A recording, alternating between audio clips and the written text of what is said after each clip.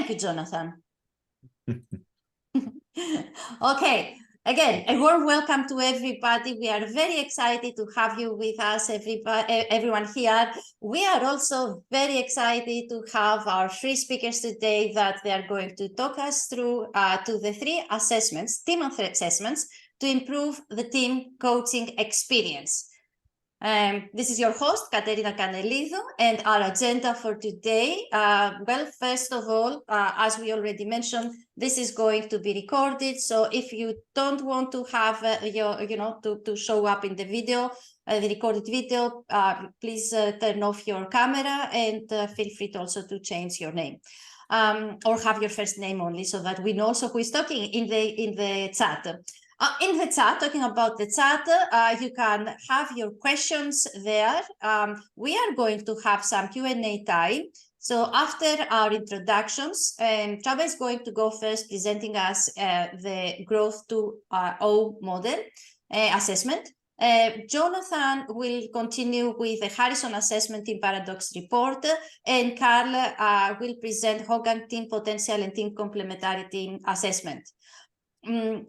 We will have some time for a Q&A and some announcements. And for everyone who is able to stay 15 minutes longer, we will spend this time for more questions and some discussion about these assessments, or maybe anything else that you want. Now, I think we are ready to begin. Okay, and the chat has already started here. Okay, an assistant helping Karen. We also have but this is brilliant. Thank you very much. Whatever is needed to help you attend this webinar, and thank you for letting us know also in the chat about that.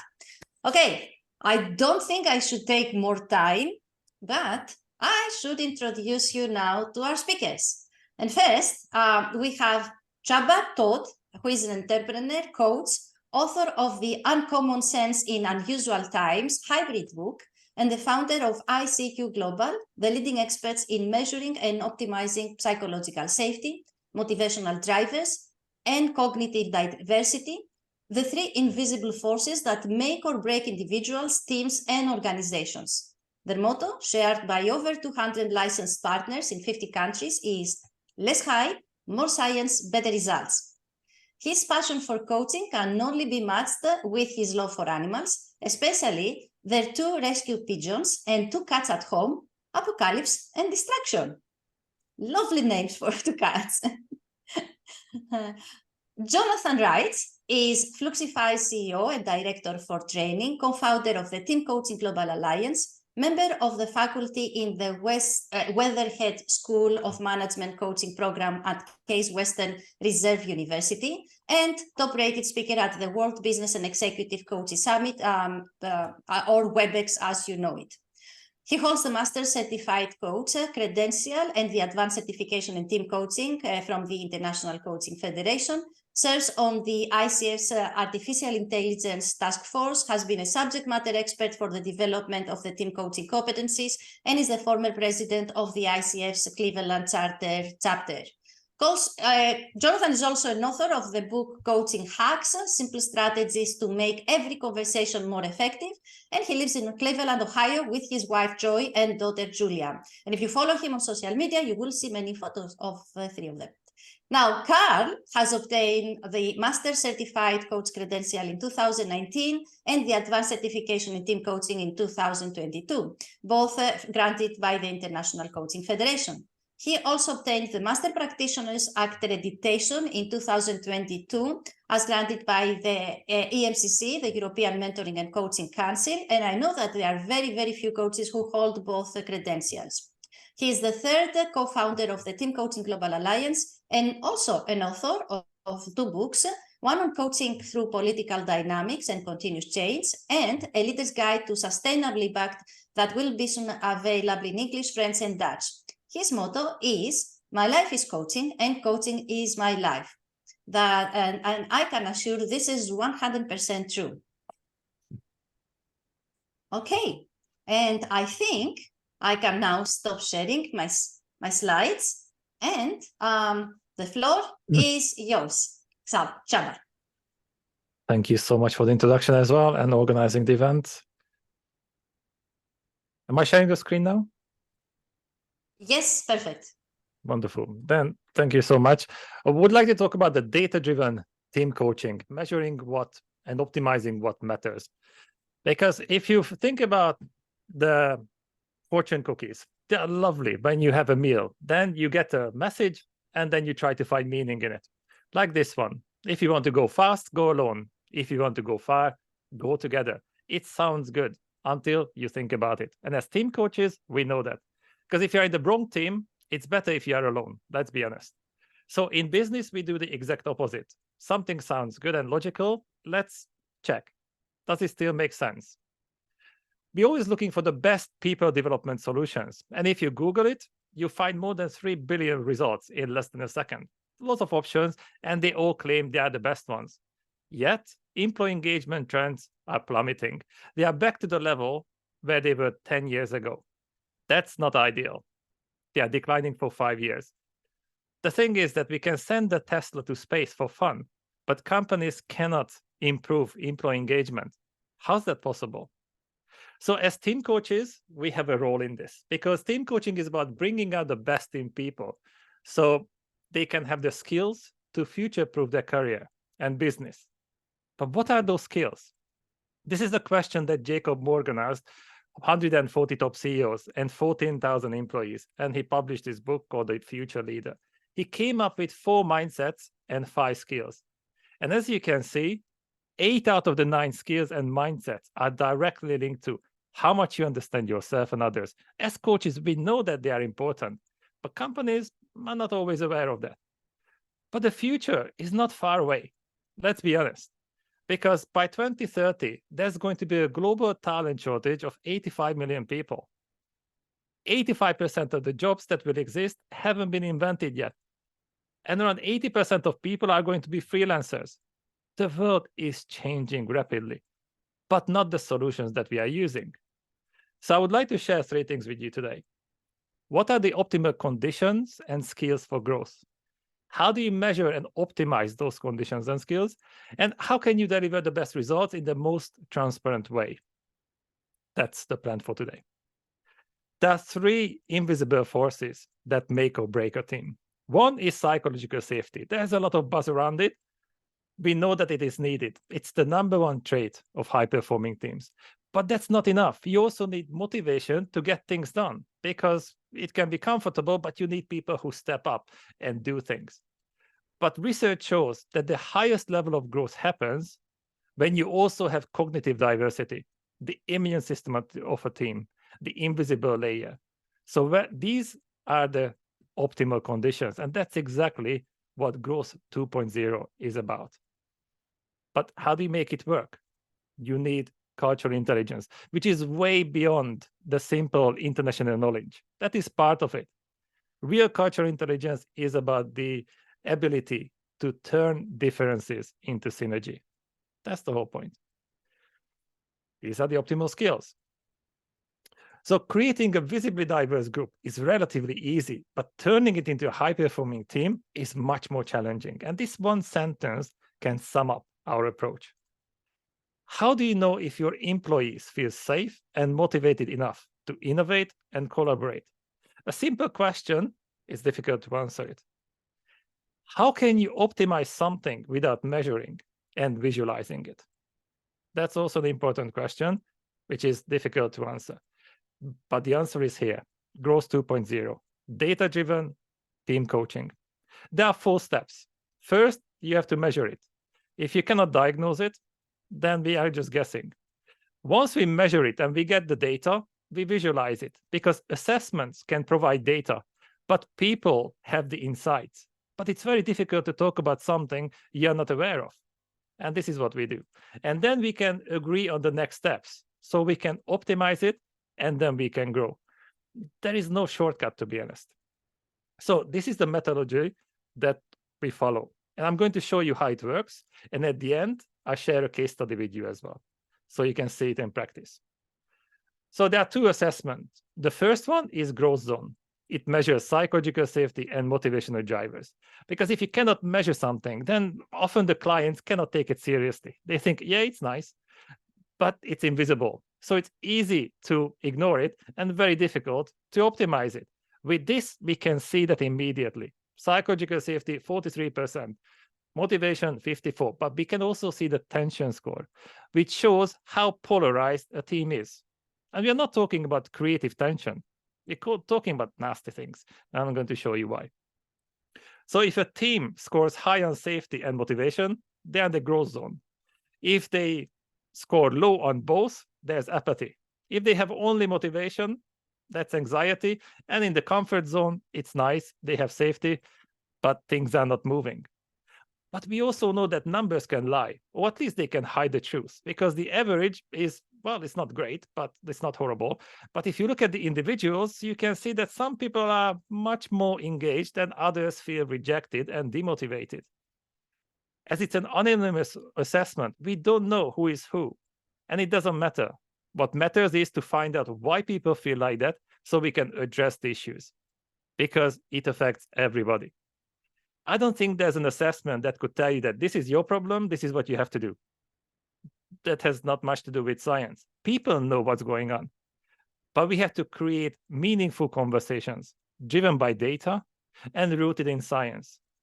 So we can break down psychological safety and motivational drivers into 4 subcategories each. That's 8 altogether. And then we discuss it with the team, topic by topic. They know what's happening, and then we can dig deeper. We facilitate those conversations that otherwise wouldn't happen. Because often people feel that something is wrong, but I don't know what exactly. So you have to give people the vocabulary, a frame of reference, and the data to create those meaningful conversations. Nothing can replace it. When you combine stories with data, magic happens. But data without stories are powerless. And stories without data are just, well, motivating or annoying depending on the content. But when you combine both, that's when we make progress. So the beauty is that we can also measure the progress. Because in the beginning, you saw the employee engagement scores. They are plummeting. Yet, a lot of companies claim that my program is the best one. Yes, but you were entertaining or valuable. So we have to measure the impact on the people who matter the most. And those are the team members. So this can be 2 teams, or it can be the same team with, let's say, 3 months difference. You diagnose it, you work with them, and 3 months later, you can show them exactly that's how much psychological safety improved and motivation. We can also dig deeper because we know how we have to adjust our approach. We don't know what happened, but we can discuss it because we can compare the results. They know what's going on. So let's talk about it. And that is the foundation for this. Because if you cannot measure it, it does already exist. But we also have to make it scalable. Because psychological safety is not created by sweeping everything under the rug of political correctness and reflecting on something we are not even aware of. We need more than that. It's uncomfortable. It has to be experiential. So we created an interactive program for them. There's a mission on an individual level and also on a team level. They have to organize it. It's specific to the assessment. Because when you power through difficult things, that's when you prove it. Yes, I got you. Now I know you. Now I know myself a little bit better. That is part of the process. When it comes to understanding people, there are 2 main approaches. Psychometric assessments, explaining how the different personality types tend to behave when they are not influenced by anything or anyone around them. That's a situation that usually doesn't happen, ever. Because your personality determines how you want to behave, but your environment determines how you have to behave. That's why you can never, ever separate it. So the other side of the scale is intercultural solutions, explaining what is normal and expected in certain countries. But if you look at up-to-date research, then it makes it very clear that over 80% of cultural differences exist within countries, not between them. We all belong to 15 or 20 culture groups at the same time. And the poorest container of culture, according to that research, is country of origin, gender, and generation. meaning that based on these categories, you cannot predict an individual's values and beliefs. Even horoscope is more accurate. It's not even a joke.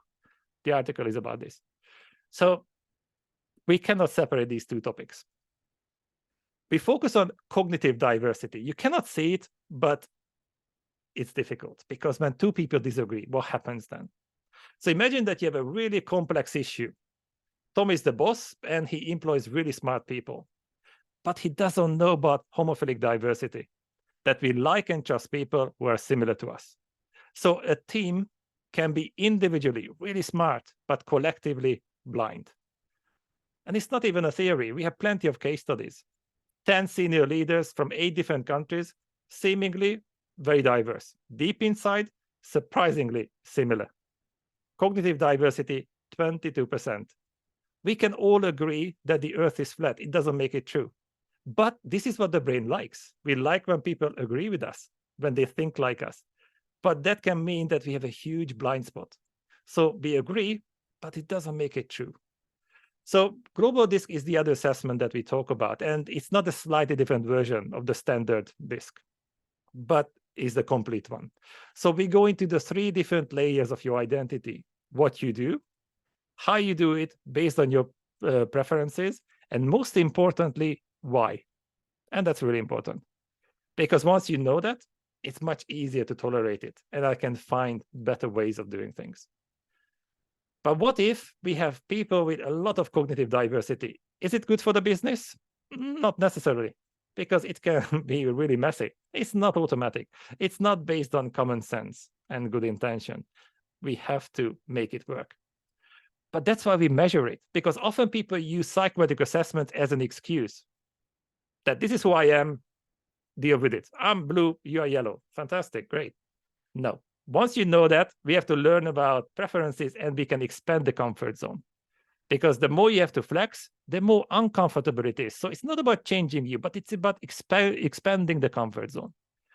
So if you think about environment, there is a comfort zone as well. What is rewarded and punished? You can push the boundaries, but the real question is, how big is the mindset gap between you and your environment, you and another person?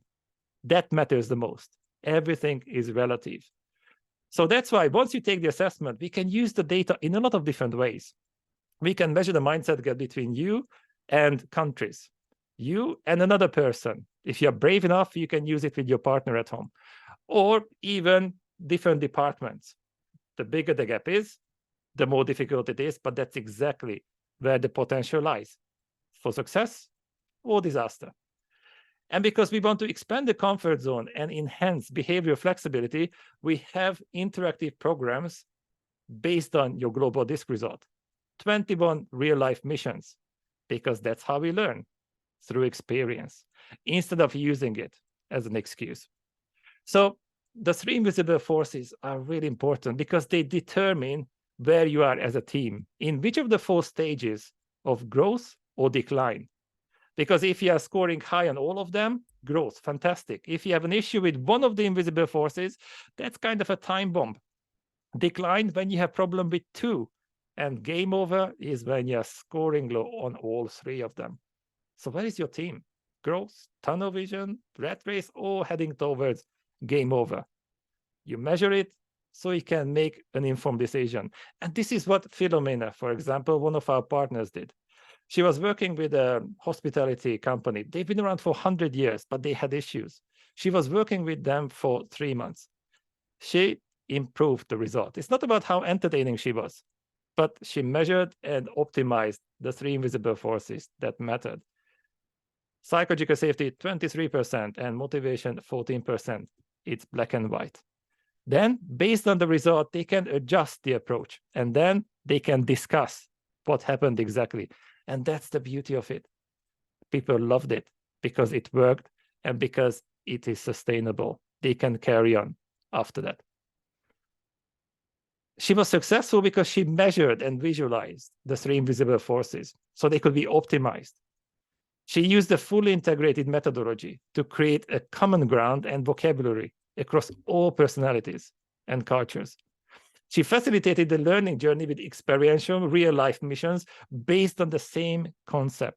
One operating system, many applications.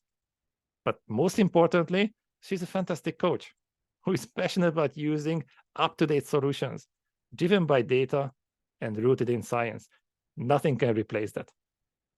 So Growth 2.0 is Growth Zone, measuring psychological safety and motivation. Global this, the cognitive diversity, and that is how you get the complete assessment. And it's not just a good idea. It's used by Fortune 500 companies. We have hundreds of partners in 50 countries. If it's in a book, obviously it must be true. And if you need more details, then contact Kasia or me, or we can connect on LinkedIn, and we will be more than happy to talk to you. And that's exactly 15 minutes. Absolutely fantastic. Thank you very much, Csaba. And yes, if you want to know more, feel free to connect with Kasia or Csaba or visit their website. I am sure that there are lots of insights and maybe some questions. So we will address this question, all the questions at the end. And now it's time to move on with Jonathan. All right. Thank you, Katerina. Appreciate the opportunity to take the conversation in a slightly different direction than where Csaba had us go. I want to introduce some of the tools that are available from the Harrison Assessment Suite of tools to benefit teams and team coaches. Now, what are we talking about here? We're talking about use cases like identifying behavioral tendencies across team members, or perhaps anticipating strengths or weaknesses or potential conflict areas. Wouldn't that be nice to know walking into a team coaching engagement? Opportunities to explore the coach's role as facilitator and to connect individual behaviors to team members' roles across the team. So a very different mindset, very different approach than what we just heard being put in front of us. Now, the Harrison does this in some specific and interesting ways. Now, what the Harrison measures is your behaviors, your preferences, your tendencies, your interests. All of those things that in combination with a tool like what Csaba was describing, that are unique to the individual. In fact, in the course of about a 20-minute assessment, the Harrison grabs a snapshot of your behavioral tendencies at about 2,800 individual behaviors, all from dragging sentences into order from most like you to least like you in groups of 8. Like I say, it takes between 20 and 25 minutes to get this snapshot for each particular team member. Those individual behaviors are grouped into 175 traits. These are preferences, tendencies, interests, desires that you might have, things that you want, tendencies that you might demonstrate, all of which are changeable with the right kind of focused effort. So the Harrison begins with an idea that we're going to take a snapshot of your behavioral tendencies, and we're going to partner with you with a coach or in a team environment to shape those tendencies into what will serve your particular job or role. Now, Harrison does two other things at the core.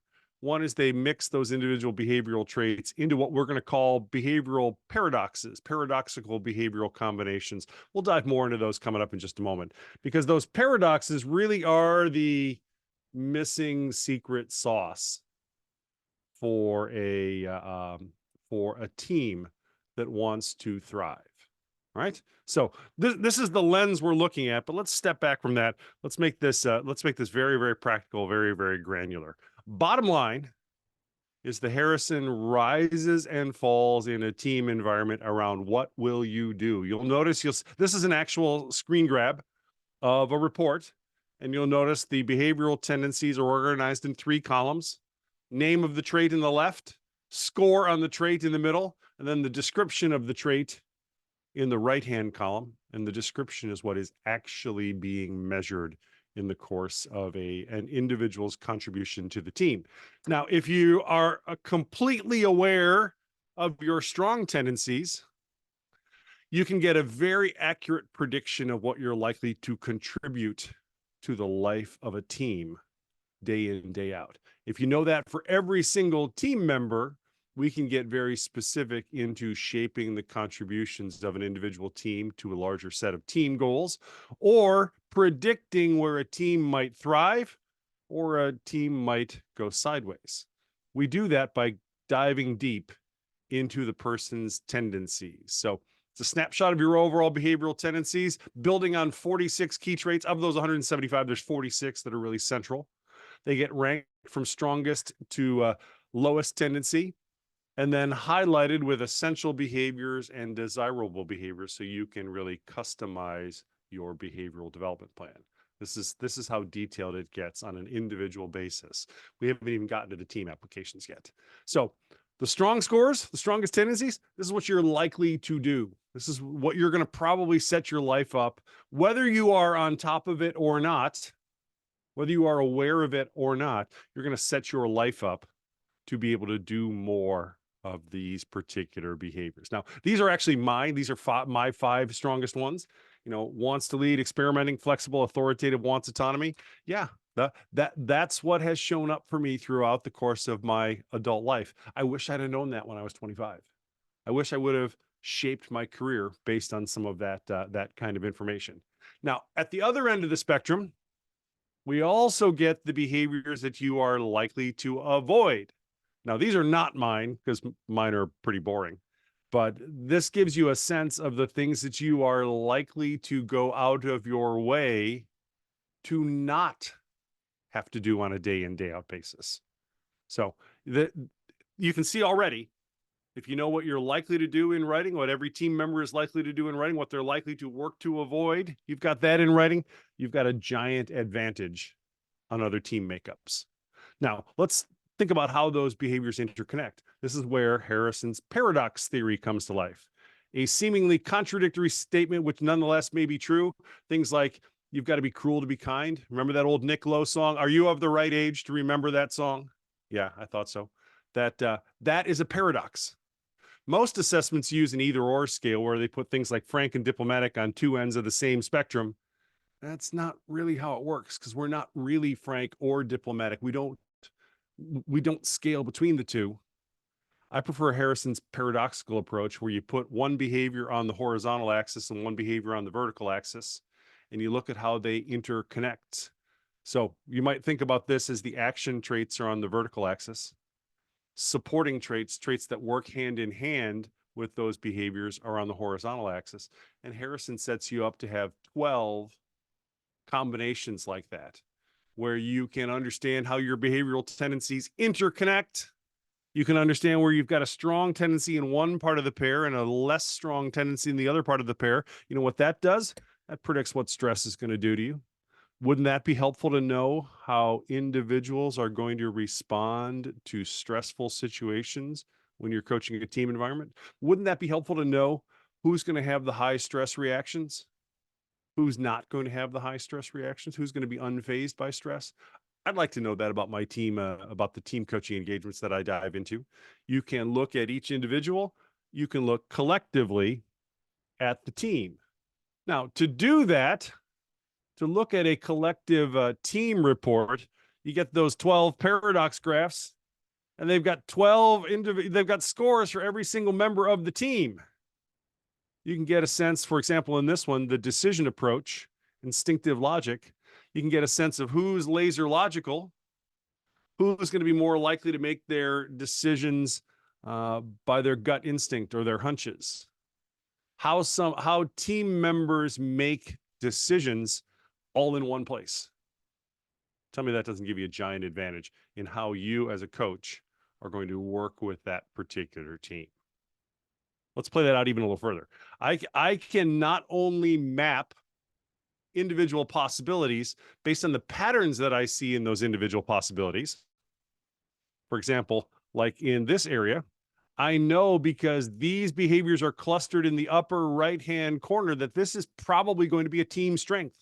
This is probably going to be something that the team is good at. You know, what actually the paradox is measuring at in this example is not actually as important as understanding where the team members' scores actually come to life. So that is what it looks like when you have a team strength. By the same token, if I've got a team weakness, I've got a big cluster beneath the horizontal midpoint line. This is pointing out to me with data, with accurate, changeable, addressable behavioral data that, hey, at this point in time, this is likely a team challenge. This is probably a weakness for my team. Just knowing that when I see that particular pattern there, oh, behaviorally, I don't have a go-to behavior here that is really going to serve us well. Uh-oh. Finally, I can also get a sense of where potential conflict might erupt and between whom.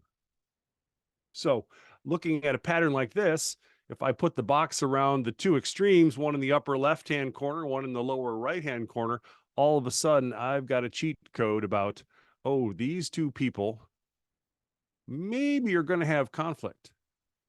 No, if this were a team, well, I'm thinking of a particular team that I happen to be on. In this particular team, this would be Katerina and this would be Carl. Oh, did I say that out loud? Yes, I did. Sorry about that. But that would be a potential source of conflict. And before you know it, they would have beef. Just to add an illustration to that particular way of thinking. All of this to say is the Harrison assessment gives you a sense of where things might go sideways in the course of that conversation. So this is a snapshot of the capabilities of the tool. If you want to really make it personal and contextual for coaches, you can use this toolkit in a number of different places in the course of the team or talent development strategy. There's the standard debrief that equips the team to start its work well. One of the things that I love about the Harrison is that there is a large number of reports available to you. You can use additional reports later in the coaching conversation to dive deeper into the custom reality of what behaviors your job requires. We can get into stress reactions. We can even apply deep self-understanding or lenses like emotional intelligence or whether or not you're a team player, those kinds of things, into a deeper understanding of A, how the team works together, and B, how individuals are contributing to the overall welfare of the team. And then finally, Harrison is also uniquely set up for a test-retest kind of situation. You can do a pre and post conversation. You can measure the behaviors of a team at the beginning of a process. You can measure the behaviors of the team at the end of a process. Look at them side by side, have an apples to apples comparison, and have a very clear picture of how the team is developing over time. All right. Now, the best news about all of this is that if you are a credentialed coach, oh, do I have a deal for you? If you hold a credential in the ICF or in the EMCC, scan that QR code. Put your name in the form that'll come up. It's I did notice it's loading a little slowly, so give it a second. But scan that, fill out that form. That'll get routed to me, and I will follow up with you. As they say in the Godfather movie, I'm going to make you an offer you can't refuse. Not that it's nearly as dangerous or threatening as the situation of the Godfather movie, but I do have a great deal for you if you're interested in learning more about what the Harrison is capable of and how the Harrison might come to life. So, Katerina, that's my time. That's what we have to say about the Harrison. Definitely a valuable tool for team coaches. And I defer the remainder of my time, the 90 seconds that I stayed under my time limit, to the gentleman from Antwerp. So the floor is yours. That's fantastic. Thank you very much, Jonathan. And thank you for the offer. I'm sure some will definitely would like to move on with Carl. Yes, indeed. Thank you. Well, first, some practical things. I do not have a great deal to offer for the simple reason that I am not a provider of Hogan certification training. Meanwhile, I think an experienced practitioner with the tool, but I do not certify other coaches in the tool.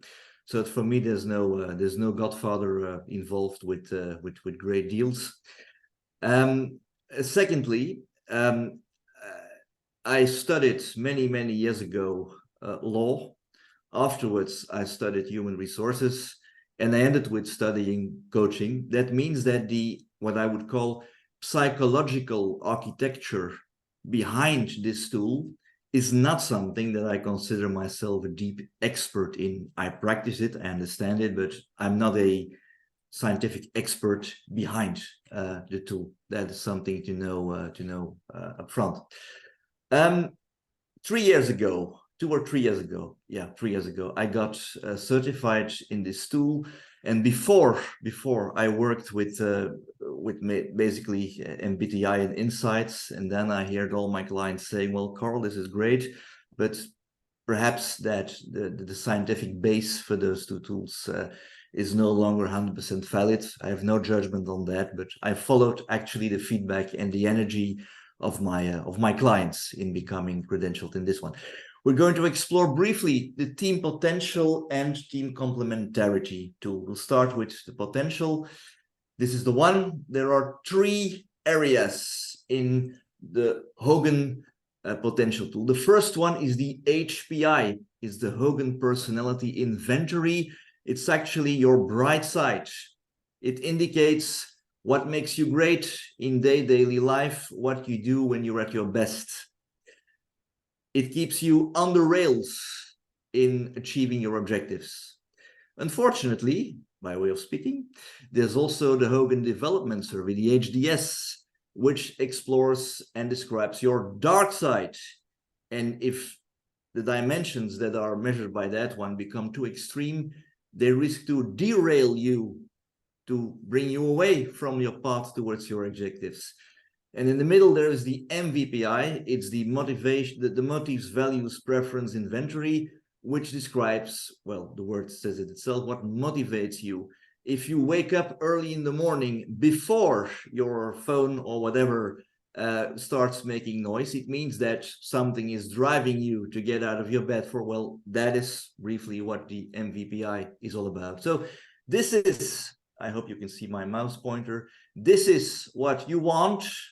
This will help you getting it. It will put you on the trail getting it. And this risks to put you off trail and not getting it. Bright side, dark side, and inside. Well, like the 2 other examples that we've seen, it is one of the world's most reputed and spread assessments. And let's go a bit more in detail on that. So the HPI offers 7 scales. Those 7 scales measure how people behave in day-to-day life when they're at their best. We'll go more in detail later on those 7. This is what HPI is about. The HDS, 11 scales that measure how people behave when they're under stress and pressure. And this is where the derailer effect comes in, where you're under very serious stress and pressure. You risk to really go in extremes on these 11 behaviors. And when you are showing extreme sizes of that behavior, well, there is what we call derailment.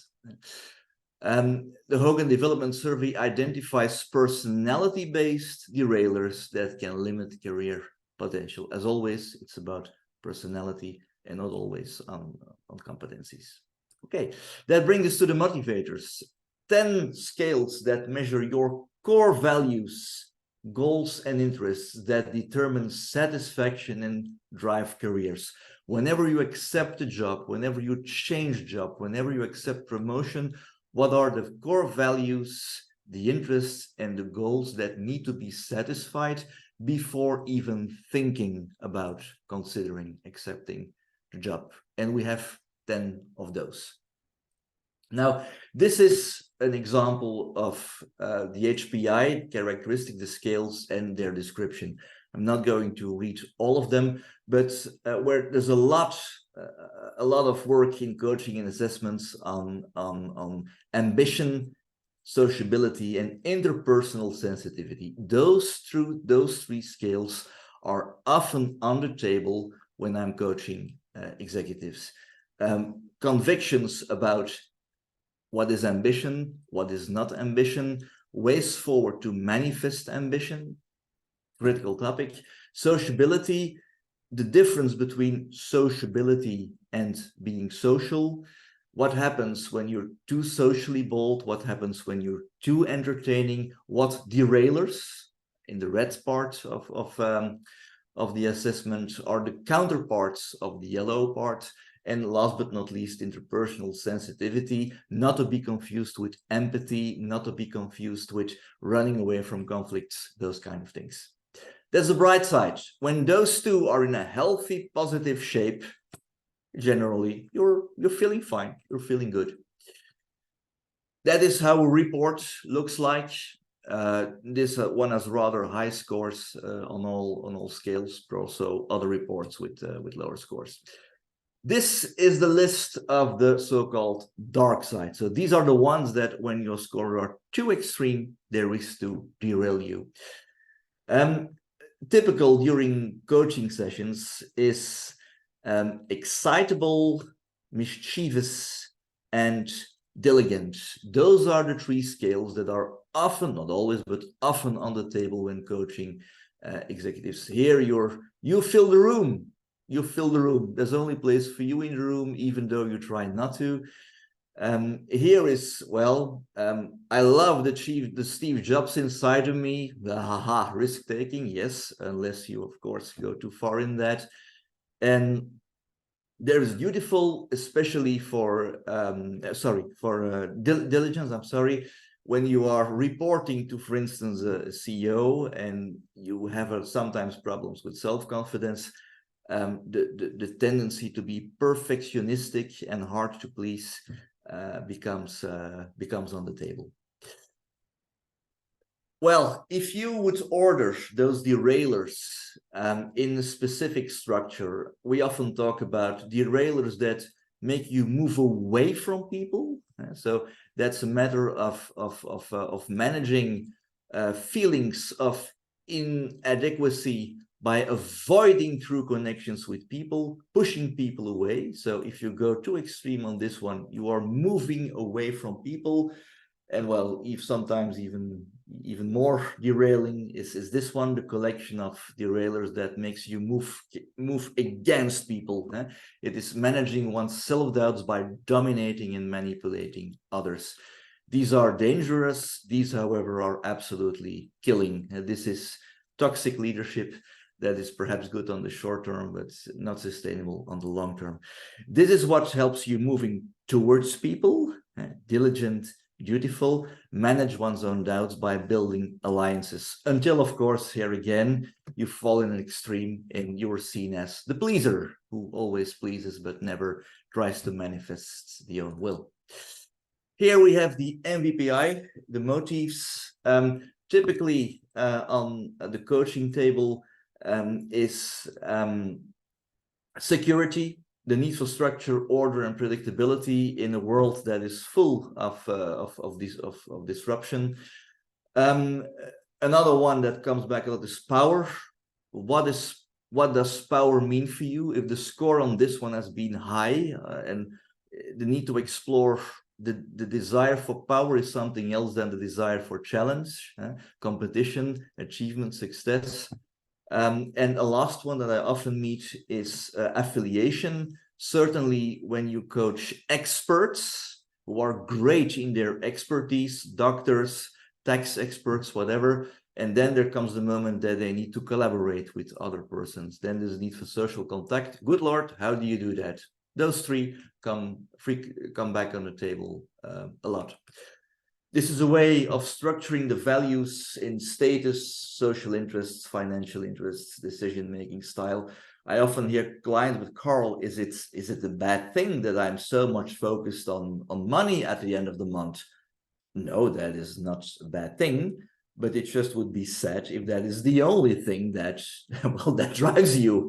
Ideally, you have a mix, you have a balance of those four in what drives you.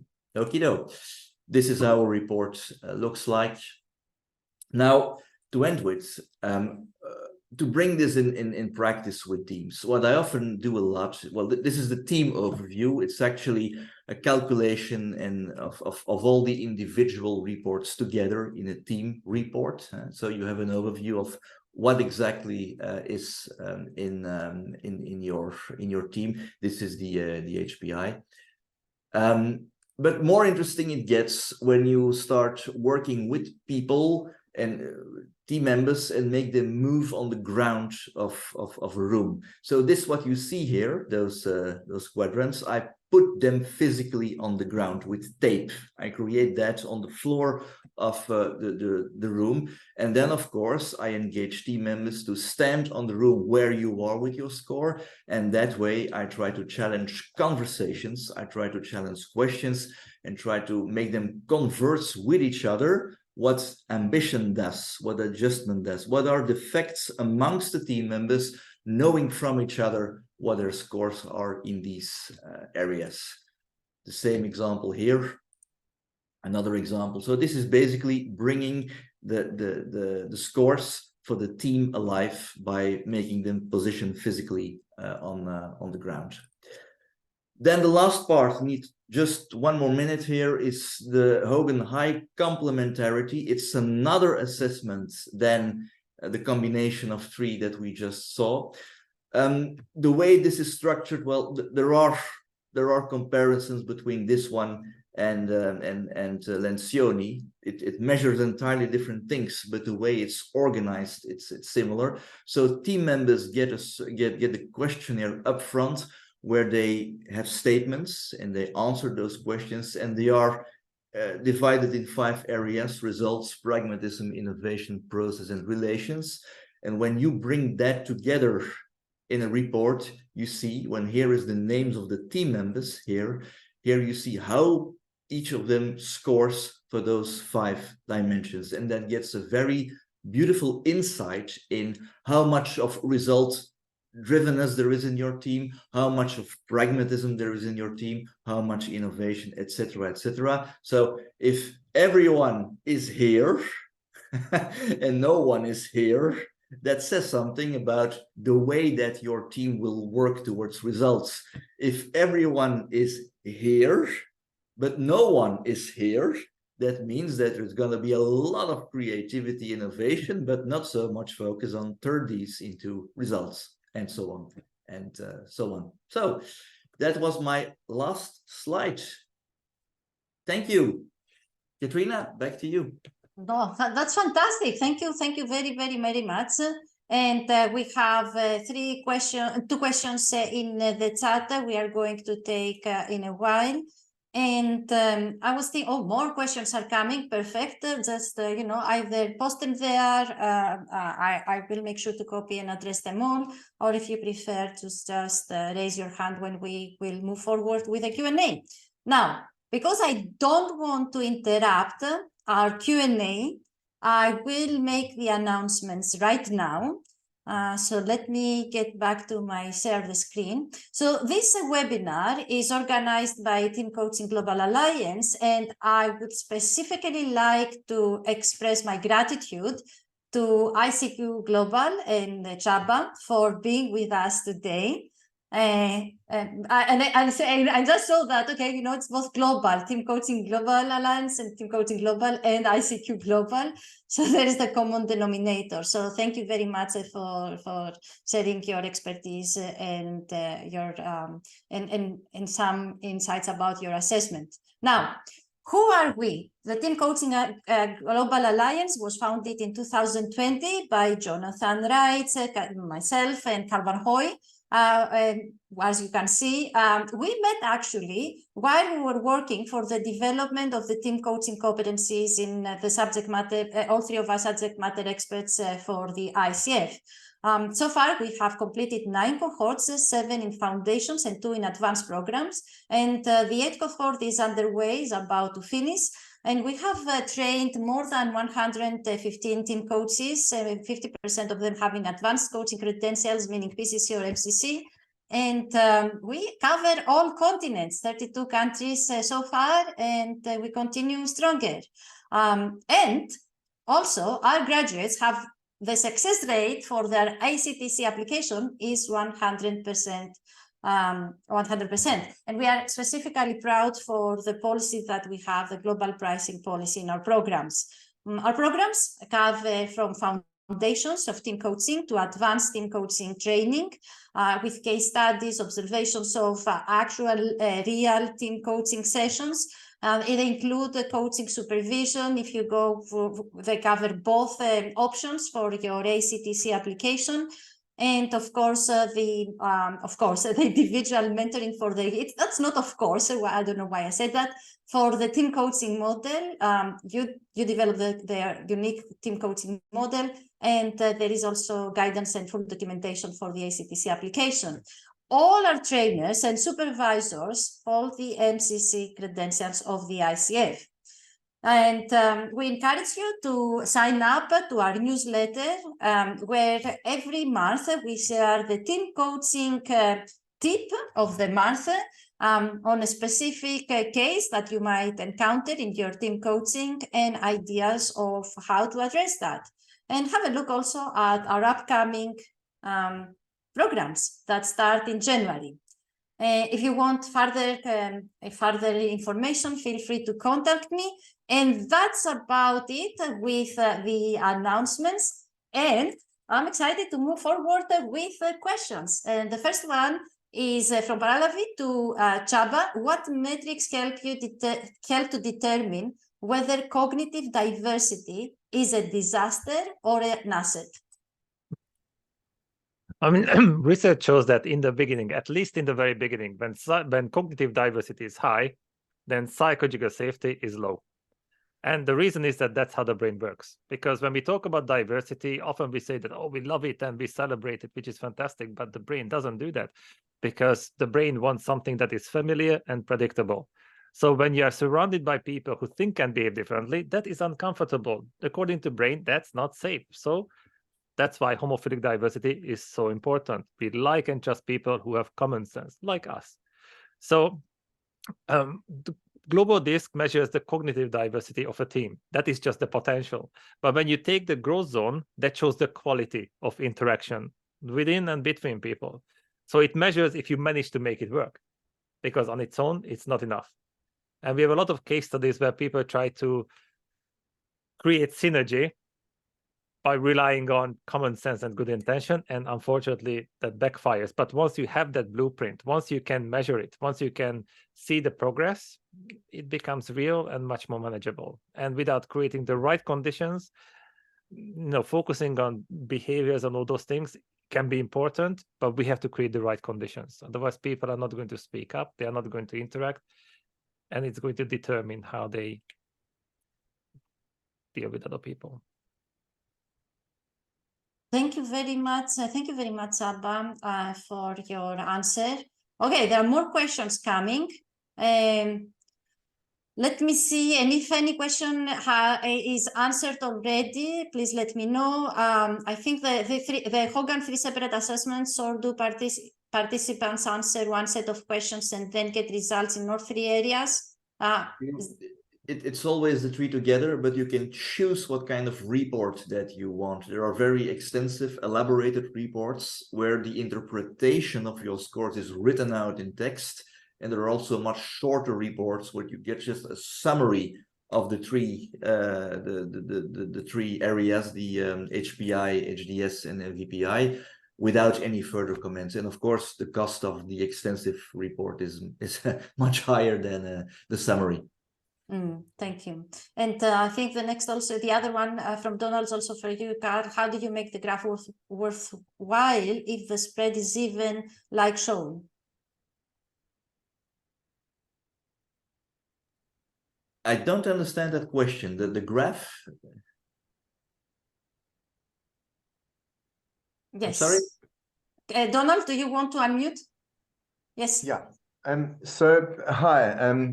Yeah, thanks, Carl. This when I saw the graph that you showed, the spread amongst the various competencies and the various trap zones, it was very evenly spread, and I kind of wondered if you've got that with a team.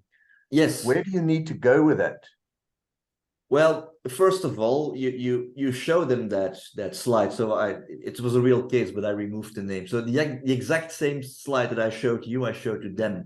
And then I simply explore for their first impressions, for their first reactions. When you look at that, what do you see? What do you think? What could this mean for you? And when the spread is quite in balance, usually you do not get a lot of spectacular reactions.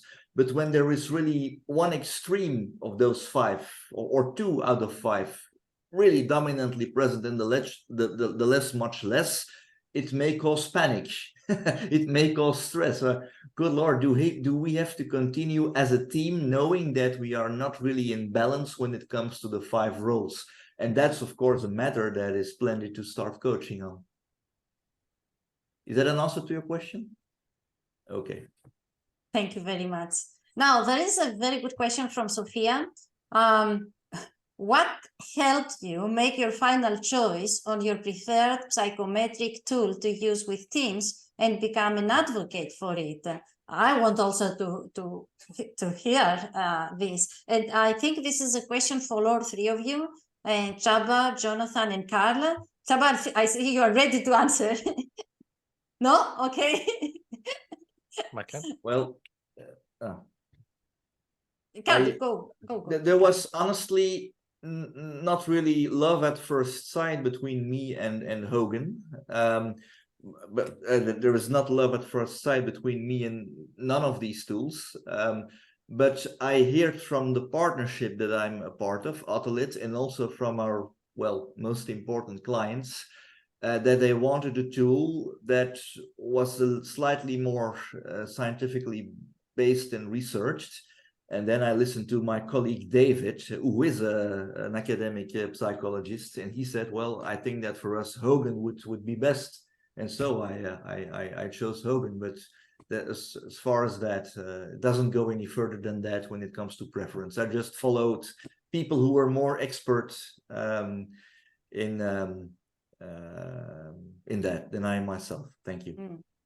Thank you very much, Carl. What about you, Jonathan? I actually have I have a love-hate relationship with psychometric tools. At one time, I had almost 20 active certifications because I searched for the perfect tool for my coaching practice, and Harrison was the one that consistently provided insight that matched what my clients were asking about. I've taken probably just under 3,000 people through it over the years. And it's the one that matched the way I spoke and matched what my clients were asking about. Now, that being said, I do also use another tool. And my colleague Nigel from Harrison is here in this room. He may be learning that for the first time. He may have left. So I think I'm probably safe saying this, but it's on the recording. I do use another tool. I use the Hogan. And that's because I realized that I needed to have 2 particular sets of tools. One that was the one that my clients asked for most often, which, believe it or not, was the Hogan. And then one that when I was in charge of the process, what I would choose to use, which has been the Harrison for 15 years. So those 2 things cover, being attuned to what my clients are asking about, being attuned to what I would use if I'm completely in charge of the process. Those 2 things cover 95% of the assessment needs I have in my practice.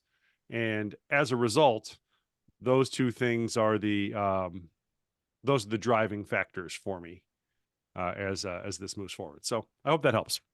Thank you, Jonathan. Csaba, I know your case is different because this is your assessment, right?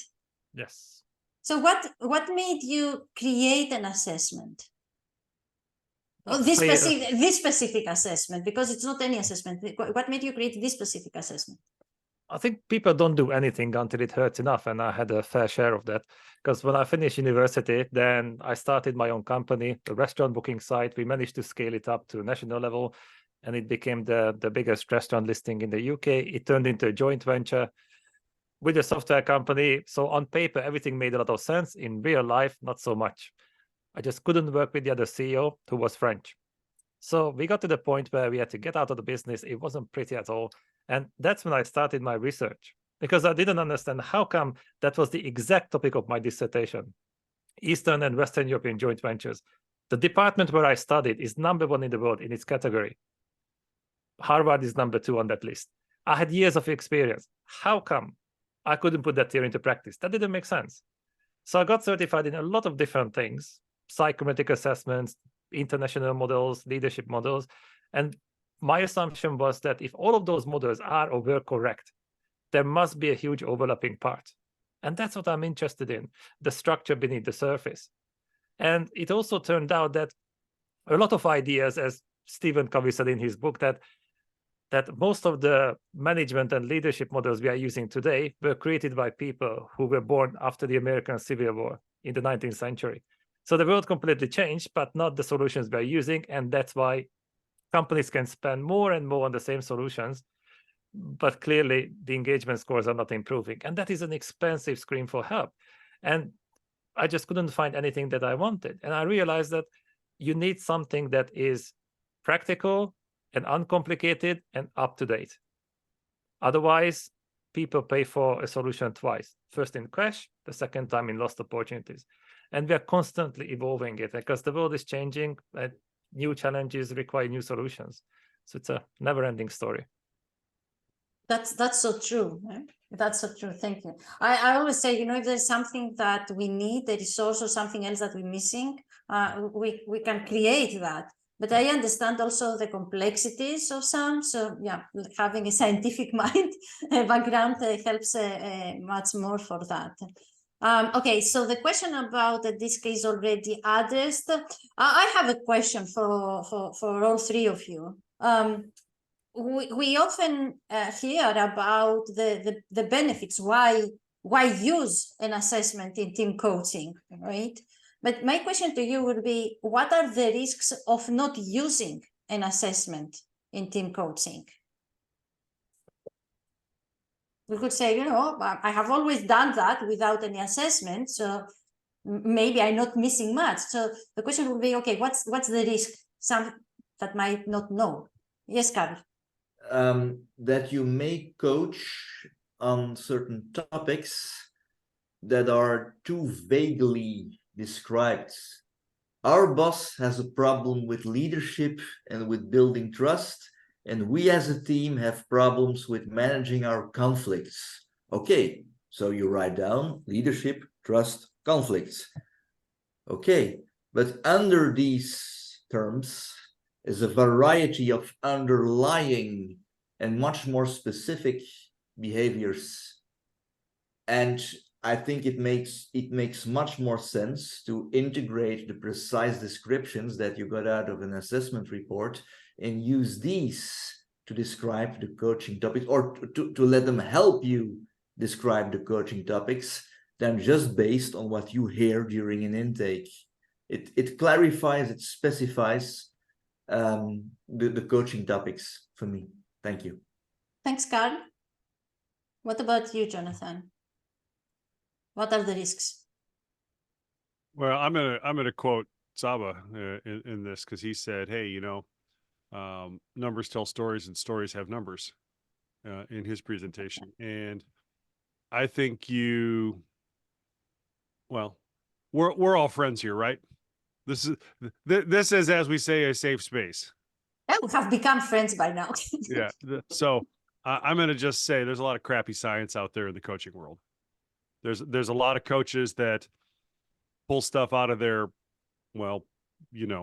and really well-researched, thoughtful, science-based assessment minimizes the likelihood that that's going to happen, puts your feet on firm ground instead of shifting sand, and doesn't put you keeps you out of a situation where you can just make up anything and run with your preferred model, even though your wacky preferences don't have any basis in science. So it keeps you in a specific grounded world.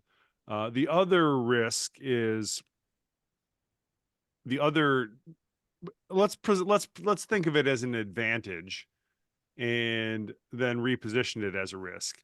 The other advantage is a well-documented, well-researched psychometric assessment gives you a tool to measure the change that's actually happening in your coaching clients' lives. And as a result, you can then work to correlate what you did in your coaching engagements with how your client has changed, which quite honestly is that's the missing thing in the coaching world. I mean, yeah, I'm an ICF guy. I will be an ICF guy, but it's the International Coaching Federation. It's not the International Client Federation. There's no lens in the coaching world, in the ICF world, about how the client is changing. And using an assessment can help you bridge that gap. Because bottom line, when I'm most effective, I'm doing coach things that cause my client to change, cause my client to see the world differently. And assessment tools can be really helpful in that regard with individuals and with teams. I would rephrase that and put it also as the risk of not having a measurement for the development that you do with your team coaching. So absolutely, yeah. One more thing. Okay, you got me now. Now I'm up on my soapbox, Katerina. Okay. The other thing I think not using an assessment can do is you run the risk of not using shared language between coach and client. And I find that a good assessment, and I'm gonna talk about Csaba as if he's not here again. As he was presenting, I'm thinking to myself, that tool has language that would be really helpful to share between coach and client. This is how people talk. That was cool to see. That's a brand new tool to my eyes. And I think if we don't use something like this to bridge between coach and client, there's a risk of talking past each other. Yeah. That the good use of a tool minimizes, some cases eliminates. So now I'm done. Really, I mean it. Thank you. And I think that's also one of the insights from Csaba's presentation, because the assessments do not only provide data, they give also language. Your thoughts, Csaba? You have been quoted a lot. I think that the main advantage of using team coaching tools and assessments is that you break down the complex reality into manageable components. Because if you don't have a word for something, you cannot reflect on it. And I know that coaches love that. Just reflect. Yeah, but how much can you reflect on something you don't know about? And because 95% of our actions are driven by values and beliefs we are not even aware of, it makes sense to get to know them. And once you understand that, you can measure that mindset gap. Because often people have no idea what is natural and normal to them. So often we feel that somebody annoys us, but we cannot really explain why. And especially when you put the political correctness on the top, I'm not even going to ask. I just assume. So giving people the vocabulary so they can have a meaningful conversation, I think that's one of the most important parts. And then we can dig deeper, but not without that. And if we can also measure the progress, and by progress, I don't mean entertainment, but the impact on the people, measuring those invisible forces that matter the most in team dynamics, then it becomes a real science, and hopefully clients can take it much more seriously, because for now, I think they found it easier to ignore it because, yeah, just a good chat. No, the coaching is a bit more than that. But from their perspective, you can't argue with that. You cannot see it. It doesn't exist. Yeah, absolutely. Especially when we have clients that they need that. Thank you. We have two questions from Gina, and Carl already gave his reply. What does your tool offer in terms of interventions? What to do with the information? Thank you, Carl, for answering this. And the next question on the chat. Well, definitely, it's an opportunity for coaching, more coaching. But anything else, Csaba or Jonathan? Well, that's what the intervention. The one thing that I, as a coach, sometimes find particularly challenging is what if a client does not agree at all with the results of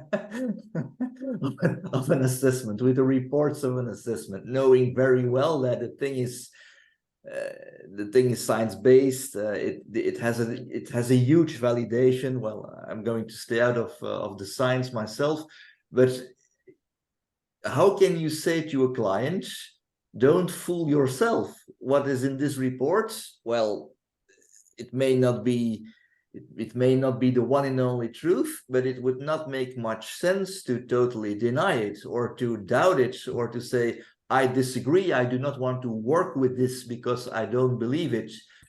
That is sometimes a challenge. I don't know if there are any other insights on that, but that can be tough.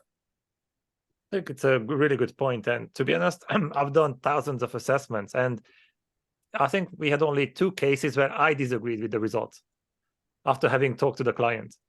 And every time somebody disagreed, it was always the same type of person, first of all. And secondly, when we dig deeper, then we always find out that it's not about disagreeing. They just didn't like it. And often the didn't like part came from some kind of negative stereotype they attached that. So, for example, we had a client who said, oh, the assessment said that I'm aggressive 3 times. I said, okay, Control F, let's have a look. He didn't say it once, but somehow this is what she understood. And it was so vivid that she believed it was true. And then we explained it, and then, oh, okay, actually, I agree with it. So that's the point. So not liking and disagreeing, it's not the same thing. That's very much been my experience. I would say in the 3,000 or so assessments that I've done over the years, there's been one time where the tool just got it wrong. It was a weird outlier. It was an interesting combination. And the more we talked, the more I thought to myself, yeah, this doesn't really capture who you are. There have been dozens of times where the assessment is naming something that is uncomfortable or is socially unpopular or the person just doesn't have a great level of self-awareness or self-understanding. And like Csaba says, only the one time can I think about hanging up from that call or ringing off from the Zoom meeting and going, yeah, I don't know what that was all about, because that doesn't seem like what that person is really like. Once. The rest of the time, a really well done tool. I mean, hello, that's what it's designed to do, right? Is reveal things about ourselves that we don't necessarily know or want to face. So I think we should expect that we're going to have that situation often. Yeah, absolutely. And Capitas is like low EQ, socially desirable results, lack of self-awareness. I will also add fear. It's like things that I don't want. Like I would be genuinely afraid of, seeing about myself or admitting about myself, and that's okay. Now don't worry, Katerina. Carl will tell you. Yes, definitely. Okay, we have more questions here, but unfortunately we ran out of time. And like Gail's question, the least biased science behind these assessments. And I think this also together with the second question from Jean about the validation or the ongoing validation, I would say, of such assessments. I will say that consider them important in terms of how we are having these conversations, that, okay, these are data that are valid for X reasons, and let's just be curious about them. Okay, unfortunately, we ran out of time. We thank you very, very, very much, all of you who were here with us, and those of you who are going to watch the recordings. And again, a huge thank you to Csaba, to Jonathan, and to Carl. And thank you, Kasia, for also, being the bridge and the connection. Thank you. Have a wonderful rest of the day, everyone. And we're looking forward to see you in another opportunity. Bye. Thank you Thank you very so much. much. This was really interesting. Thank you. Thank you so much. This was very valuable.